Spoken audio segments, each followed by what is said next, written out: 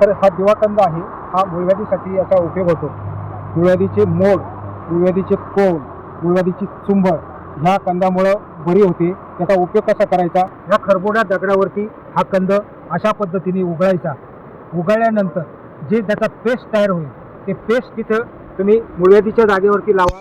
मूळव्याधीचा कोंब, तुमची चुंबळ तिथे आग होणे हा प्रकार कायमचा निर्जीव होतो, कायमचा जाऊ शकतो. अशा ह्या दिवाकंदामध्ये ताकद आहे.